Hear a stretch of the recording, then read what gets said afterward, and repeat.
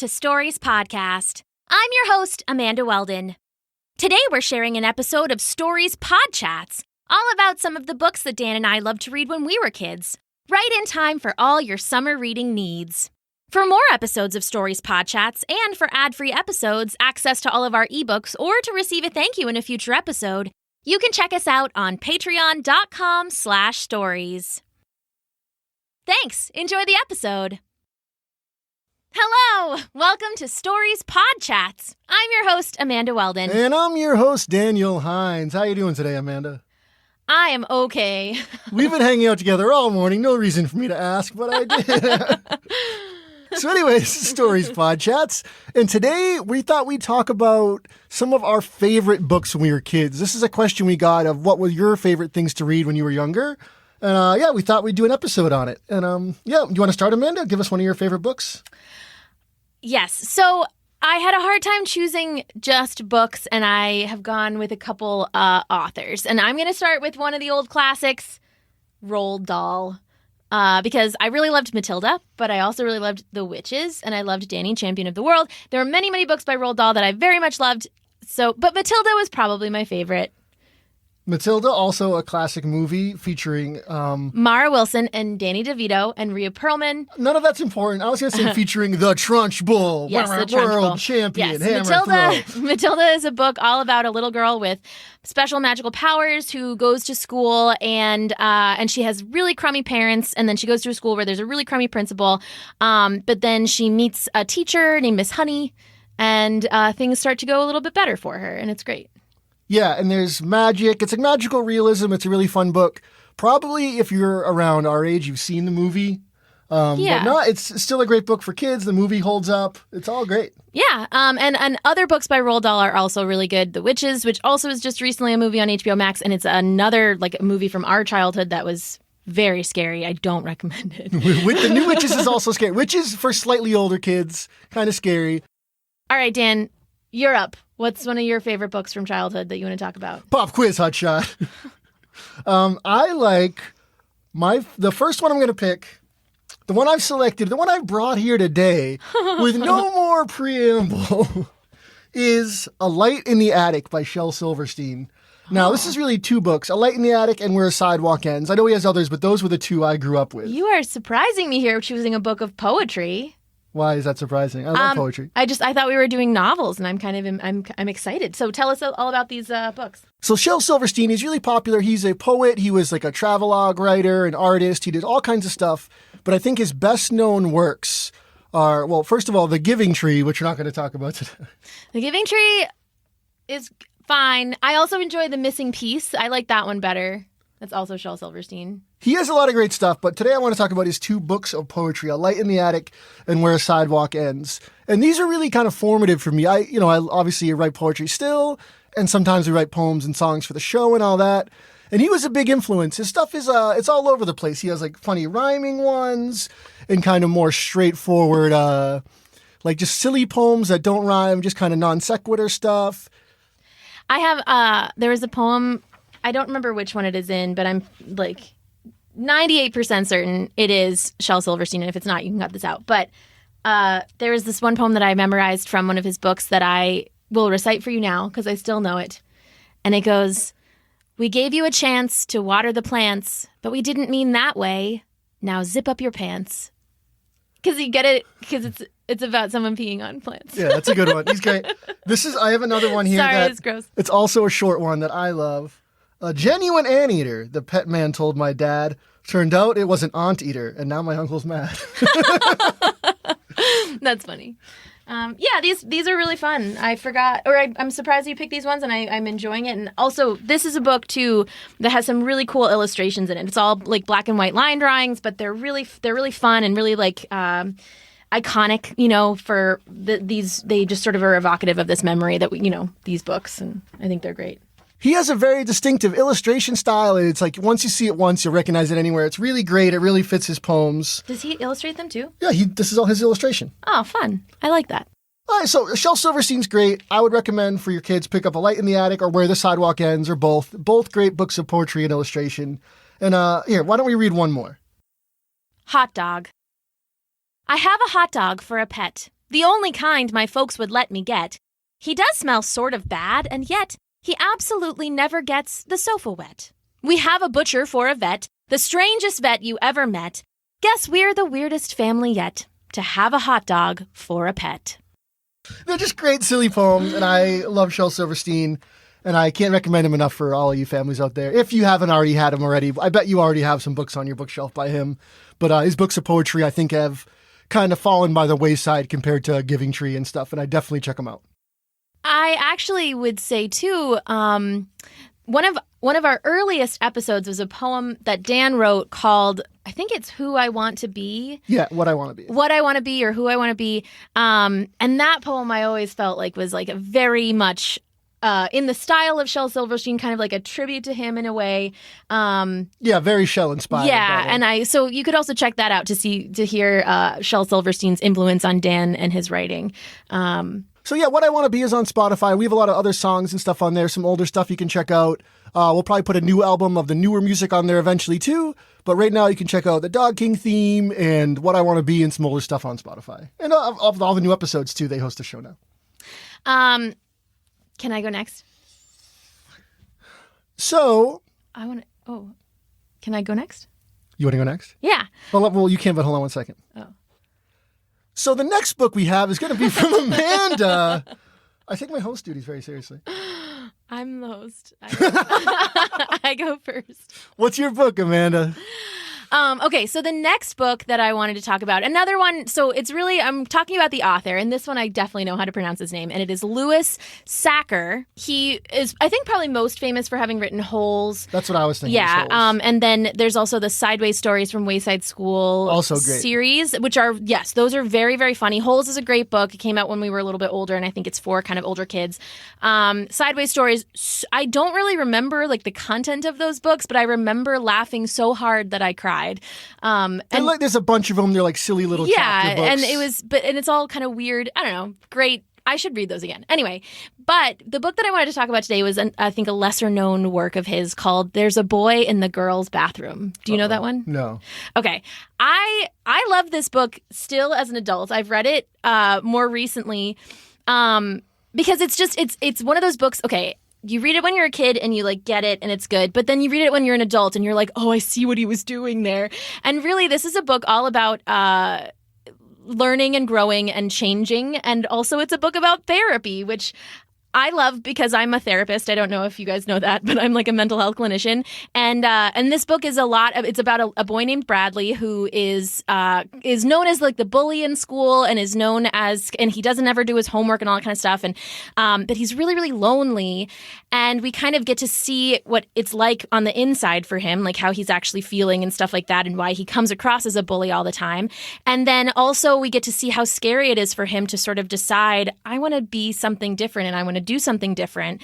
And he has to make changes, and he does that, and it's scary, but he does it. And he also has a therapist at school named Carla who helps him with that. And it's just, I think it's a really great book that, again, I loved it when I was a kid, but I love it even more now. I think it's a really, really excellent book for really anybody, any kid that is needing to kind of like grow a little bit and change a little bit. I think it's great.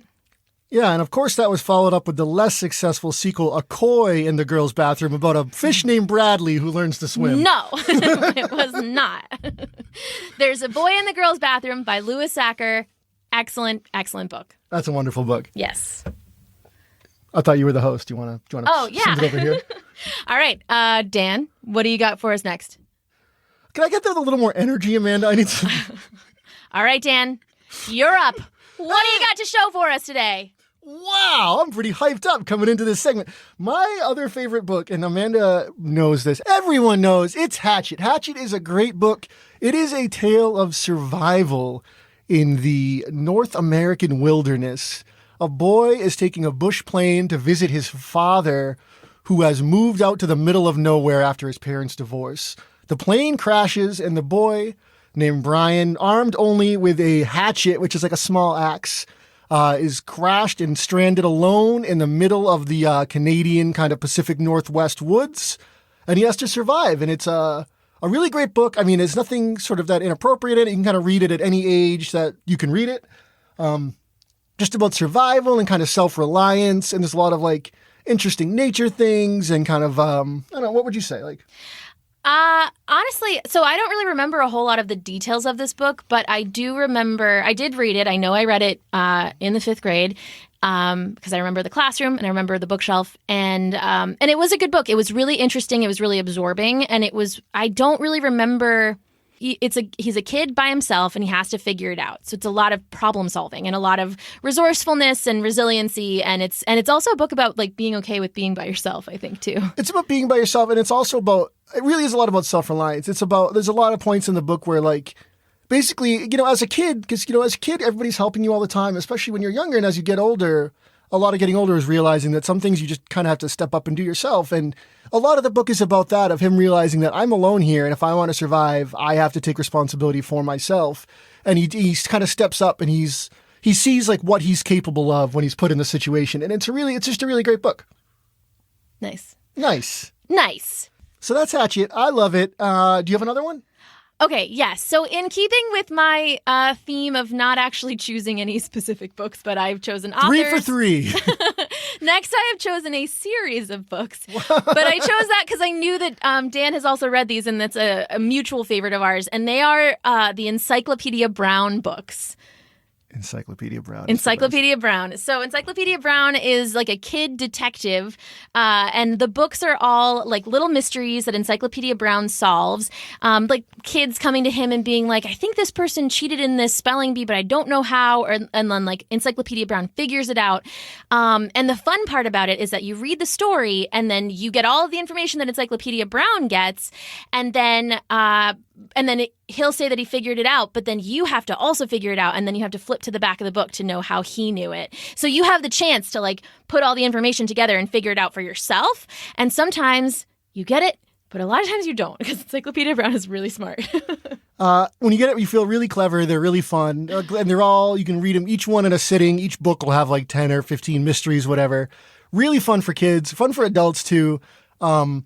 They will make you crazy when you don't get them right, but you feel like a genius when you do. You do. It's always the bully character who's guilty, but you got to figure out why. What's his name? Bugs? Bugs, yeah. Bugs. I remember one of them. I don't remember the whole mystery, but I know that the answer had something to do with the tan line, like on his wrist. Like he was wearing the watch or he wasn't wearing the watch or something like that. And there was a tan line, and that was the answer. That's how Encyclopedia Brown knew. You're a regular Encyclopedia Brown. But it's always little things like that. So the whole trick of it is that sometimes he knows lots of trivia, but it's really just that he has really good skills of observation and logic and stuff like that. So it's also kind of like a good tool and a good lesson to remind you, like, look around you and see all of the things, because you might need to solve a mystery someday. You heard it here. You might need to solve a mystery of the missing candy. But I have one series that I want to do, one more, that is an honorable mention, because also I really loved these books when I was growing up, and it is the Babysitter's Club books. And I know there's been all kinds of... Are you a Chrissy, or what are you? First of all, Christy. Christy, sorry. That's offensive. I really tried to get in on it with you. No, I think that I'm probably a combination of like Claudia and Stacy. I really wanted to be a Stacy when I was cool. a kid. Is she cool? She was like a city girl. She was from New York. She was best friends with Lane Cumming, but also Lane Cumming was kind of mean sometimes. And but Stacy also had diabetes, which was like a thing that gave her like depth and interest. And yeah. Yep, and she was blonde, but she got perms because these books were written in the 80s, and she was just so cool. I should put out Amanda's blonde with a big perm, so that's why she loves it. I do not have a perm. So that's Stacy. I'm not really as cool as Stacy. I think I'm cool like Claudia, though. Claudia was the one that was really into the arts, and everything she did was really creative. She loved junk food, and she was bad at school. So like a lot of other things that I connect with now. So who would I be if I was a babysitter club? Yeah, you would be Christy. Christy was the one who was the leader. She's known for being bossy. What? Oh, but she also has good ideas. The Babysitter's Club is her idea. Yeah. Then she's tall, bossy. Handsome, strong. Something like that. Yeah, Christy, great. Yeah. And there's a million of those books. So they were just like rolling the my gifts sleeve that up to show you my Christy tattoo. And there's been television shows and movies and stuff like that. But the books, The books are great. They are still good, in my opinion, probably. I don't know the last time I read one. I haven't read them, but everybody in my life who has loves them to death. Everybody... And there's just so many of them. There's so many, so you never run out. Like, I am sure I haven't even read all of them. And but these are, again, these 10 slightly older, maybe 10 or 11? Yeah, I think you can read them in middle school. It's the ones, or elementary school, rather. I think that it's that thing of, like, it's about kind of older kids. All of the girls are 13, except for their junior babysitters, which are Mallory and Jessie, and they're 11. And they do, like, Mother's Helper stuff or whatever. But I remember Babysitter Club Junior, yeah, or something. That was Christy's little sister, whose name I don't remember right now. It was that thing of, like, reading the books about the older kids when you were younger, but they're appropriate for younger kids. Like, it's not, I don't think that most 13-year-olds were really reading them. I feel like I read the bulk of those maybe in, like, 3rd, 4th, 5th grade. I'm surprised we didn't get a mention from you of Ramona Quimby. Oh, thank you. I should have mentioned Ramona Quimby because Ramona Quimby, I will. So Ramona Quimby books are written by Beverly Cleary, who is an incredible author who wrote a ton of amazing books for kids. She recently passed away. I think she was 104. She made such a contribution to children's literature. And I think her biggest contribution for me, anyway, is Ramona Quimby, who was a kid that was just kind of constantly getting into, like, little messes, but had, like, a great relationship with her mom and her dad and her sister and her friends. And you could kind of, it's a book about kind of problem solving, like, awkward, like, social situations and things like that. And also kind of, like, accepting if you are maybe a little bit weird, as kind of my memory of those books. And maybe what my takeaway was like, oh, maybe I'm a little bit weird, but maybe it's fine. I was very weird. He was. I believe that. Hey. I was too. I mean, obviously, but no, Ramona Quimby books are excellent. Those ones, I think I've told this story before, but when we used to go, my family would drive to Delaware every year for Thanksgiving, which is where my dad's side of the family is from. And it's like an 8-hour drive in the car from home in Massachusetts. And it was just, like, you know, miserable. Long car rides are not great, especially in, like, Thanksgiving traffic. It was just, like, kind of not that fun. But we would listen to books on tape. And one of the books on tape that I vividly remember listening to was Ramona Quimby, Age 8, was one that was, like, kind of a classic for me. And it has this very funny scene where she has to crack an egg on her forehead for some reason. And I remember just, like, laughing with my whole family. And I also remember when I was listening to those books on tape in the car, which used to literally be on tape. You would get this very, very big thing, these huge things that would have, like, 17 audio, like cassette tapes in them. They were very big. Back when I woke up, I tied an onion to my belt, which was the style at the time. But I just remember listening to books on tape in the car with my family and going, like, I would like to grow up and be the person that reads books on tape. And then I did it. Don't let your dreams be dreams. I'm happy for you. I'm glad you get to, that's why you're great at it. Yeah, I've been practicing for a long time. All right, and then I'll take us out. One last quick recommendation. We had a lot of stuff for slightly older kids, but for my daughter, for my money, when she was learning to read, the best series we had was Magic Treehouse. I believe it's Mary Pope Osborne. Yes. There's so many of them. They're all great. They're all my brother loved those books. Yeah, they're all just different little adventures. I know I picked up one time to kind of look at it, and I read it. I probably read it through in 15 minutes, like a short chapter book for new readers. And I mean, I just picked up to see what my daughter was reading, and I just read through the whole thing because it's like just fun, quick kind of reads, but they do a little bit of history or science with each one. The Magic Treehouse is sort of like the Magic School Bus in that way. But it's like mythical creatures, right? Like the Magic Treehouse, they encounter like different. Sometimes maybe creatures. So it might be. I don't remember the titles, but it might be like, you know, the unicorn or whatever. Then another one might be a history one. Another one might be dinosaurs and. Dinosaurs After Dark, I think, is the first one, maybe. Yeah. So they do different stuff.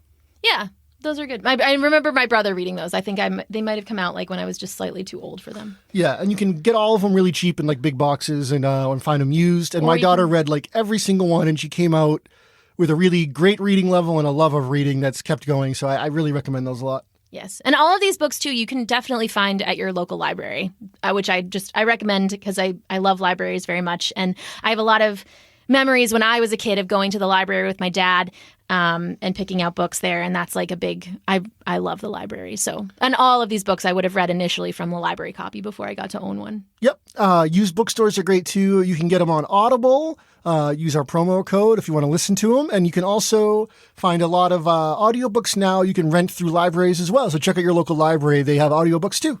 And ebooks. And ebooks. Yeah, all of them. All of that stuff. Well, that's our book roundup. I think we both have ones we missed. I'd love to do this again sometime. Maybe get into some Calvin and Hobbes, some slightly older chapter books. But yeah, so I'd say all these are great recommendations. Yeah, I think so too. I think we could, I think both of us were really voracious readers as kids. So I could talk about books and make long lists of series and authors and characters. And so maybe we'll do this again for sure. Because I think that these are, we love books. We love to read. On that note, we will see you again next time, or, talk to you again next time with another episode of Podchats. And until then, thanks for listening. That's pretty good, but let me try it. Oh, no. That was Stories Podchats, everybody. I hope you liked the show. I'm going to throw it over to my less charismatic co-host, Amanda. Oh, and she froze up. That's just a sign of the unprofessionalism. Less charismatic. Oh, my goodness. Okay. Bye.